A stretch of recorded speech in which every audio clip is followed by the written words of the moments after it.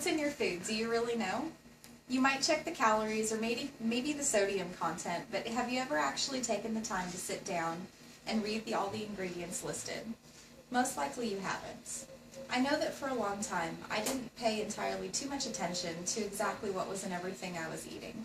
But lately there's been a lot of attention on the fact that genetically modified foods are quite abundant, and the majority of us don't even realize it. Most people, such as myself recently, aren't even wholly aware of what genetically modified foods are, more commonly abbreviated as GMOs. Today I'd like to explain a little bit about what GMOs are, how they affect you, and hopefully convince you to take action not only in your own personal diet, but to raise awareness to others that GMOs have the potential to be harmful and that they should be more closely monitored and regulated. I suppose the name of GMO is kind of self-evident in explaining what these foods are. They are foods derived from genetically modified organisms, namely crops. There has been some experimentation with modified animals, but as of yet, no livestock has been marketed or sold. When an organism is genetically modified, the DNA makeup is entirely affected, usually by inserting more genetic material by means of using a DNA particle gun. This is done for a variety of reasons, such as increasing crop yields, forming resistances to certain insects and parasites, or increasing growth of the produce. The seeds from these crops are then marketed and sold to farmers to produce.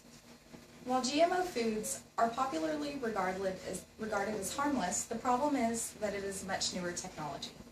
The first GMO was created in 1983, and it was first marketed and sold in 1994 as a tobacco product. And while the GMOs are field tested, we have yet to see any long-term testing and evaluation of the possible side effects that they might contain. Regulations vary greatly between various countries, with Europe and Asia imposing much stricter regulations than the United States. Also here in the US, GMOs are not required to be labeled, while they are in countries in Europe and Asia. There is controversy around the fact that GMO crops will also pollinate other unintended crops, reducing the biodiversity and negatively affecting other farmers' produce. On top of these reasons, there are issues involving exactly how objective and honest agencies such as the FDA are. Considering people like Michael Taylor are on the board of directors for FDA, but he previously worked for Monsanto, which is a widely known GMO company with many lawsuits under its belt. While I personally strive to try to maintain objectivity in my opinions, I urge you to raise awareness in your life and in others.